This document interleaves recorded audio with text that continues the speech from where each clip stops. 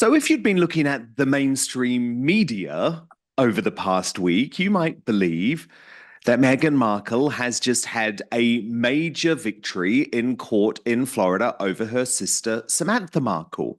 What's the truth about what went on, including with the Obama appointed Judge Honeywell?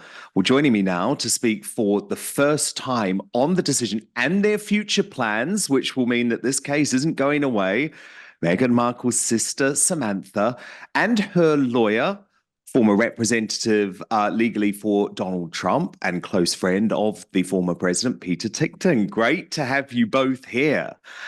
So, Peter, tell me what that decision was about last week. And is this really over, as the mainstream media would lead you to believe?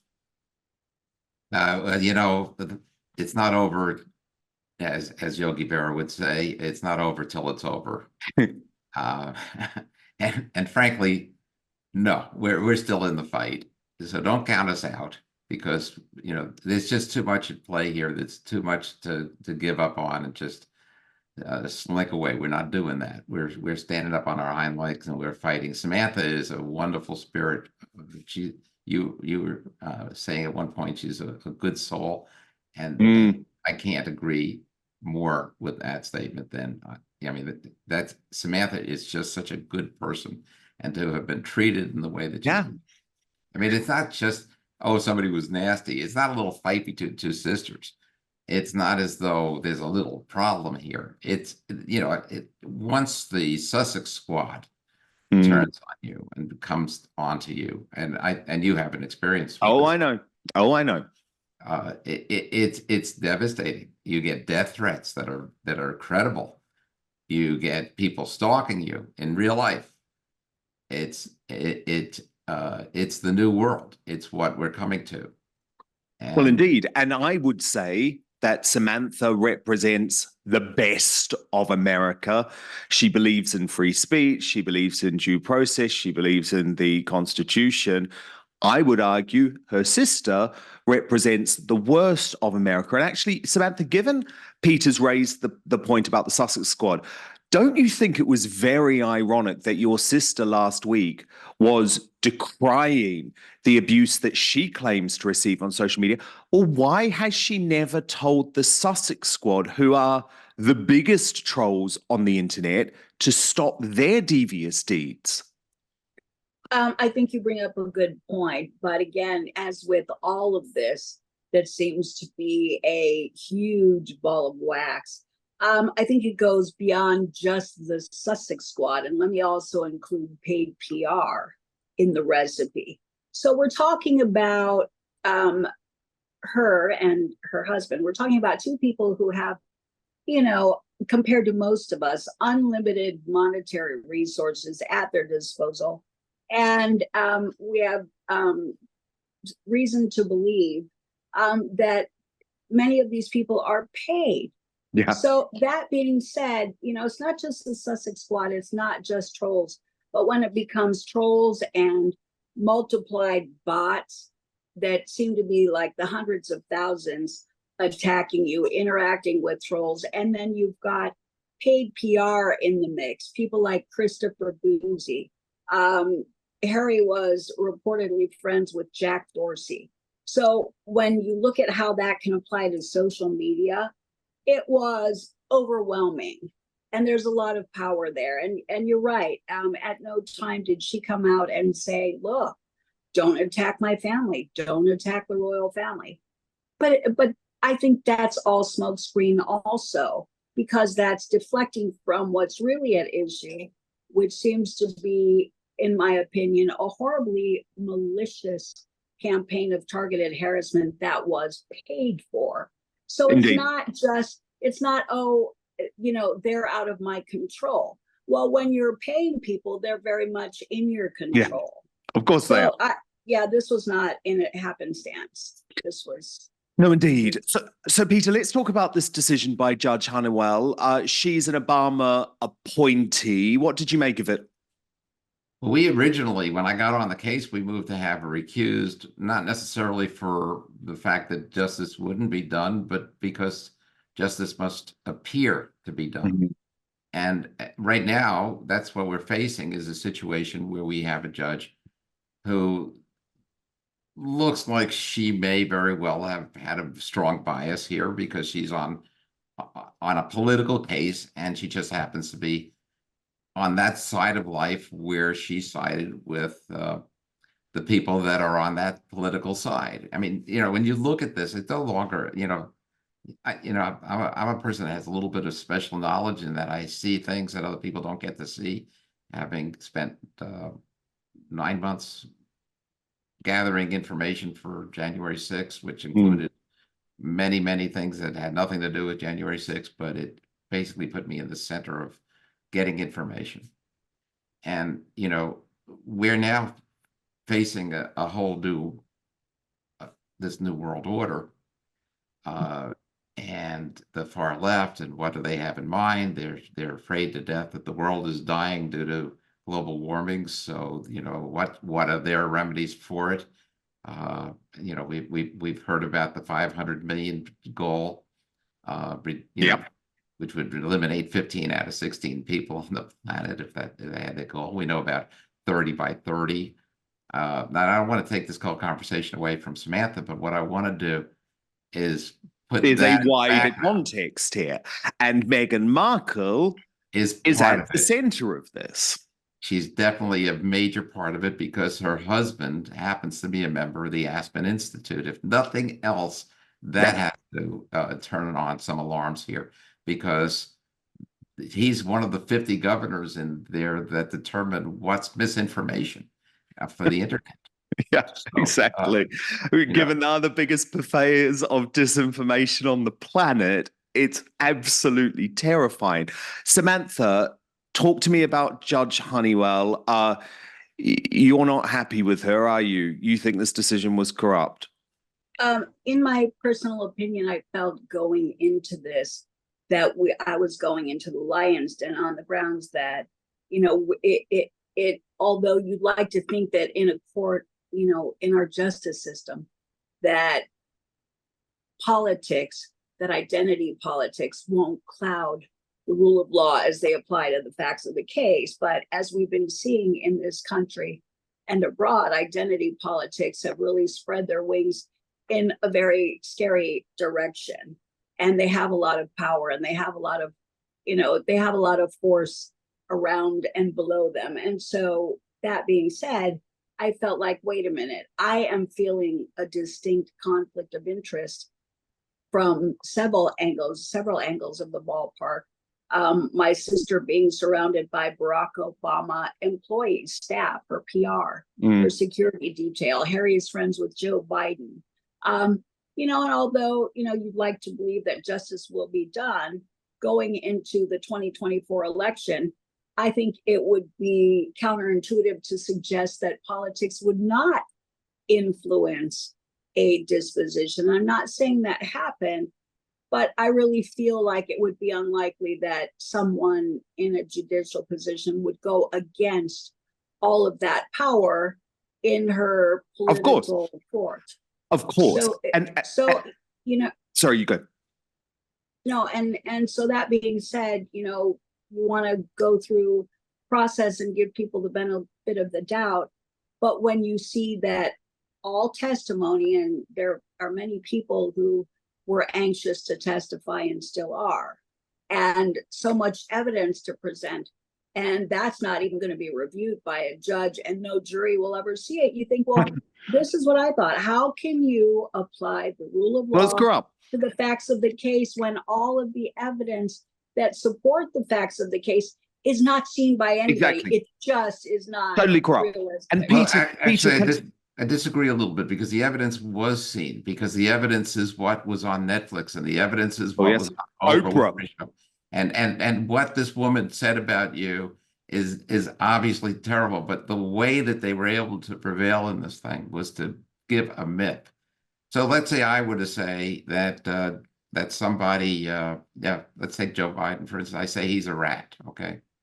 And then if I just take it down to the word he, well, that doesn't mean anything, so you can't act on it. If I just say is, you can't act on it. And the word rat doesn't mean anything. So if the more you break things down, the less meaning they have.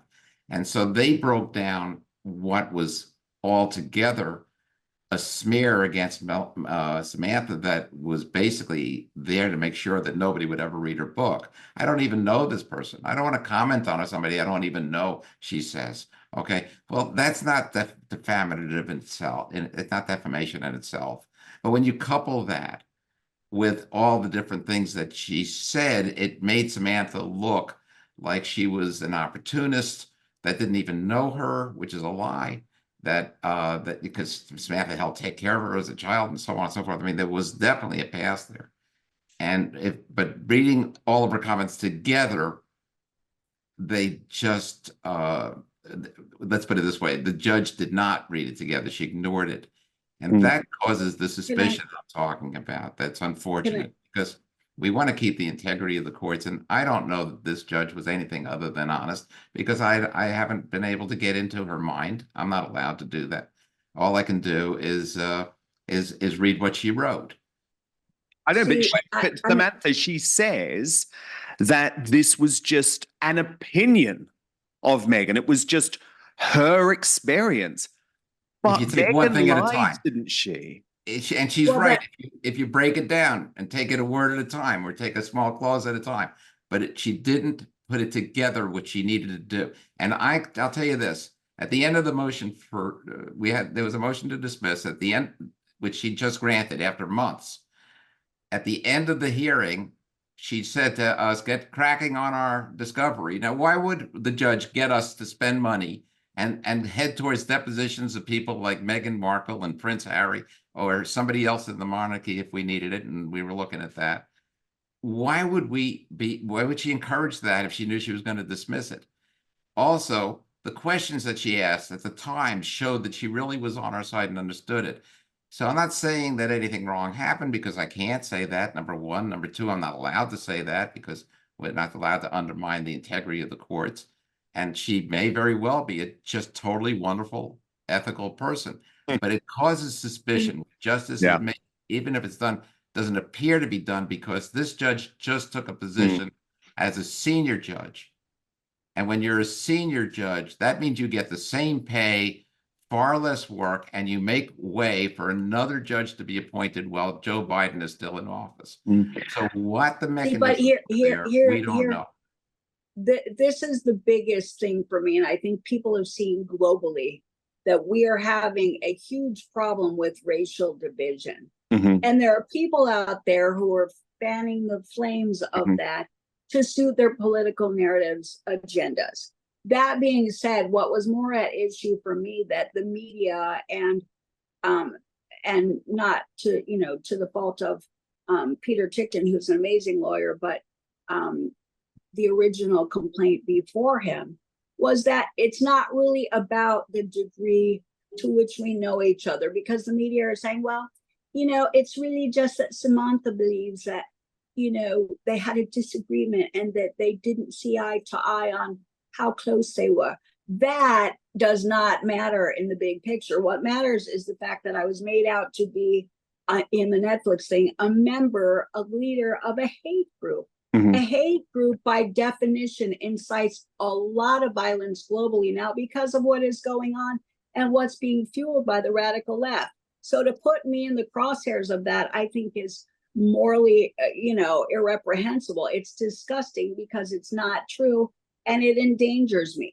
Secondly, there was the issue of my book and saying that my book was a slamming tell-all. Everybody who's read my book said it was fair, balanced, and it wasn't really about her. I've read it all. So, I've read every word, and I agree. So I think for the media and anybody to be out there in all of their blogs or all of their articles saying, well, Samantha lost because they had a disagreement and it was trivial and she was making a mountain out of a molehill. No, they're not. They can't even wrap their brains around what was really at issue. If I called you the leader of a hate group, that leaps and bounds. That is huge compared to having a mere disagreement. So we have to stick to scope on what really happened here, and PR and trolls who were paid were fanning those flames. So it became rather explosive. And so for someone like me to have to deal with that, no, that is incredibly defamatory. demonstrably false and very malicious. You don't call someone the leader of a hate group No. when you know they're not, without doing it maliciously. It's not like you're not giving them a compliment. Yeah. You're not saying something that's neutral. No, indeed. Peter, can I just pick up on something you said a little bit earlier? Am I right in saying that you wanted a deposition from a member of the royal family? I felt that Princess Catherine might have some very important light to shed on what had occurred, because obviously something is really, really wrong between these two. I mean, I believe I heard that Queen Elizabeth did say about Meghan Markle that Meghan Markle is evil.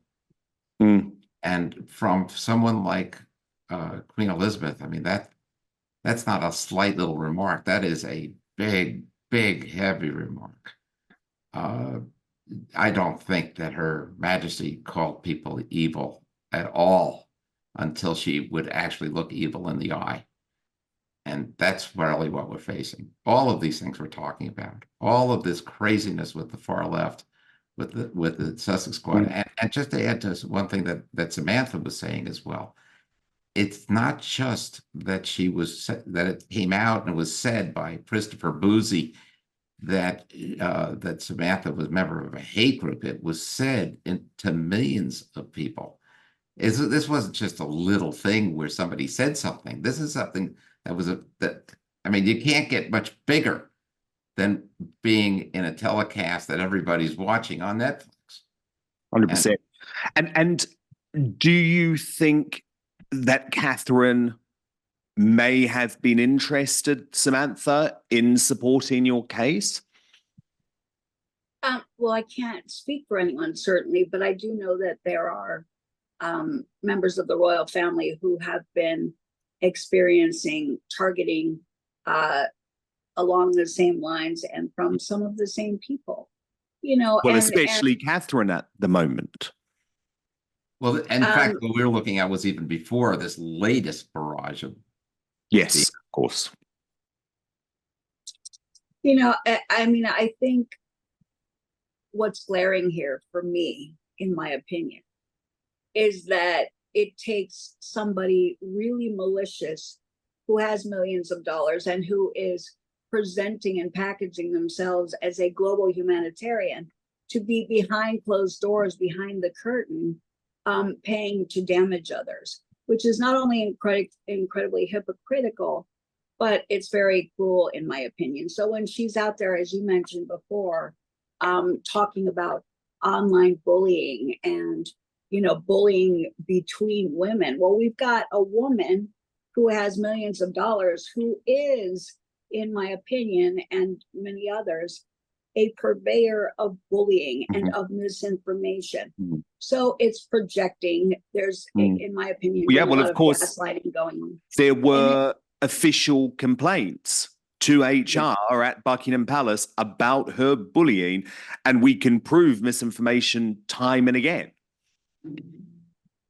But again, certainly within American media, PR, like the hub of a PR company, as you probably know, handles 7, 8, 9 publications.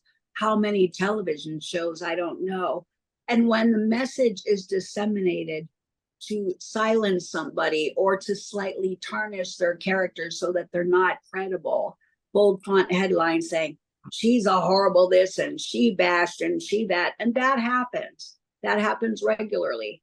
While the PR in favor of her is fluffing her and deflecting from that old narrative, or shall we say brand.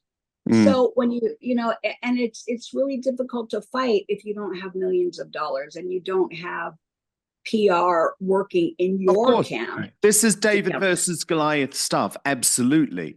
And nobody knows that better than you and Dan Wootton. Well, we've faced it, haven't we? Absolutely. But Peter, look, maybe a change is coming. You are a close childhood friend of President Trump. He 15, yes. Yeah, he described you once as his best friend, and you've remained close and you've represented him on a number of legal cases over the years. Now, of course, the Heritage Foundation in Washington, D.C. are campaigning and pushing hard for Prince Harry's immigration records to be revealed, because it's very likely that he lied on his immigration forms entering the US, because, of course, in his book, he's talking about how he used loads and loads of drugs, which would mean he was not able to gain entry to the US. Now, of course, we know Joe Biden isn't going to do anything about this. The Biden administration are very close to Harry and Meghan. If Trump is elected to the White House in November, do you think there's a possibility that Prince Harry could end up being deported? Well, when it comes to a question like this, I don't know more than what anybody else would know. I haven't discussed this with Donald Trump, but I can tell you that he has a different way of looking at things than almost anybody else.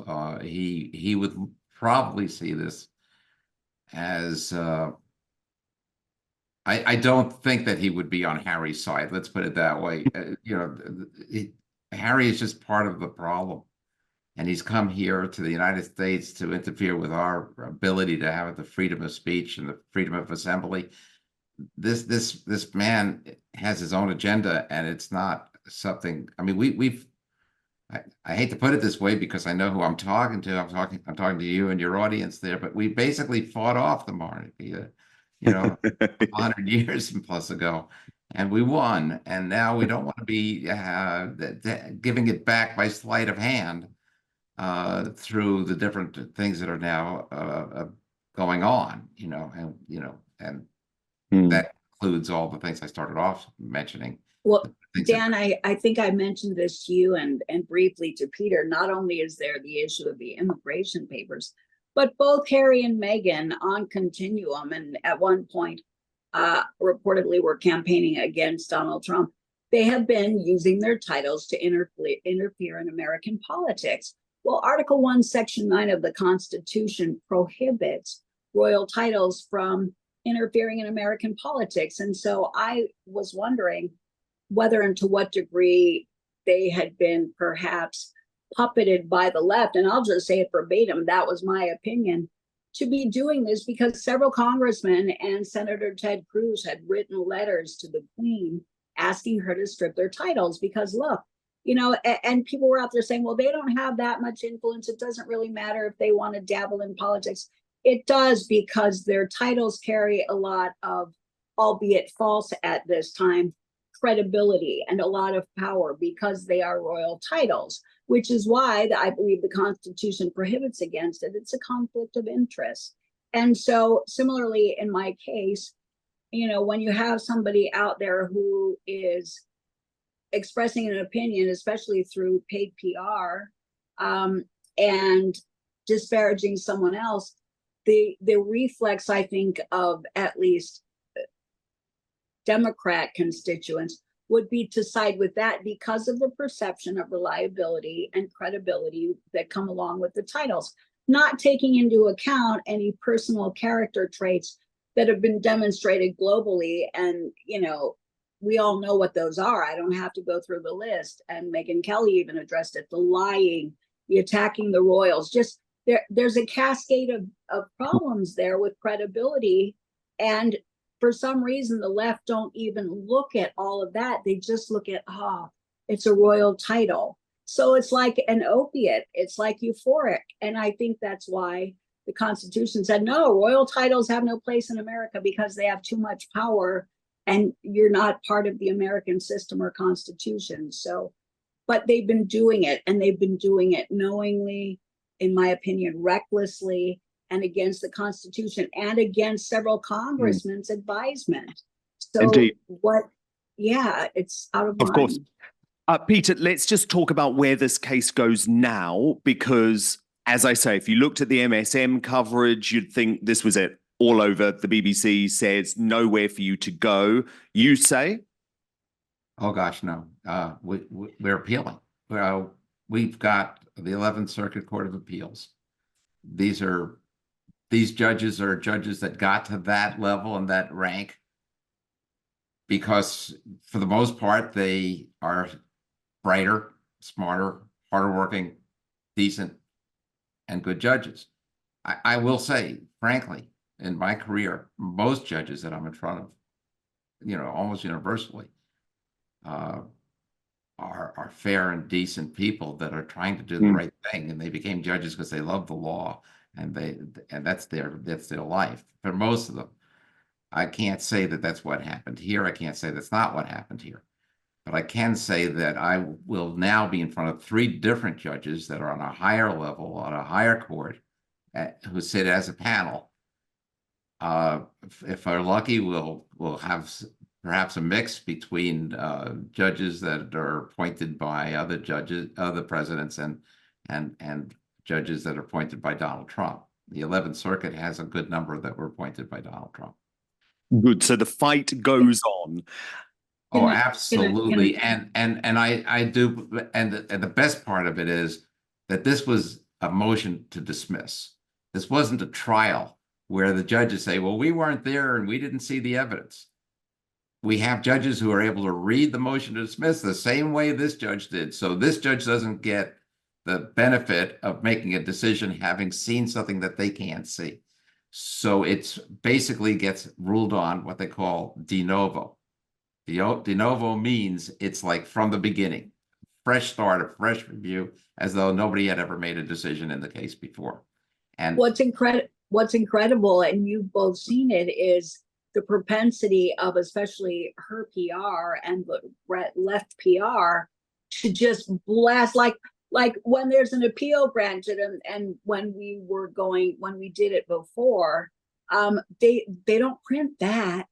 But as soon as they think there's a dismissal, oh my God, Samantha lost. Oh, yeah, it's Meghan over. Won, and they blasted Yes. the world with it. God bless them all, really.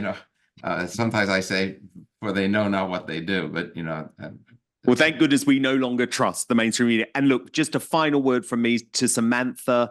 Thank you so much for your loyalty over the past few months. I know that alongside Meghan Kelly and Calvin Robinson, you have said that you will no longer be appearing on GB News because of their treatment of all of us with the incident. So I really appreciate that loyalty, Samantha, and I know you'll be a big part of Dan Wootton Outspoken, one of our regulars, when we launch the show very, very soon. Absolutely. Thank you so much. You are a gem. You are a force to be reckoned with in terms of truth and logic and rationale. And, God and weather permitting, we will win this. Yes. So, well, we're going to keep following this case. Fight. We're going to keep following this case very closely in a way that the mainstream media won't. Peter, I hope this is not our last conversation. I would love you to come back as well, because I know you're going to have so much insight into what is going to be, I guess, an election which tests American democracy. I mean, can this be a free and fair election? Well, I have to tell you, it's not just my opinion. It's also Donald Trump's opinion that if we lose this one, we lose America.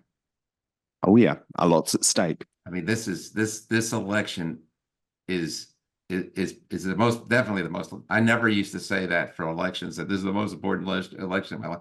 This is, because either we prevail or they will batten down their hatches. They will move forward, and the next level of where they're going is not. I mean, everything is connected. There's a reason the borders are open. There's a reason that that all this woke stuff is happening. There's reasons for all of it, and they all connect when you look at the agenda of the World Economic Forum. Indeed. Well, look, we're going to be picking all of this apart over the next few months, but thank you so much. Great people, Peter Ticktin and Samantha Markle. Thank you for having me on. I really appreciate it. Thank you, Ben.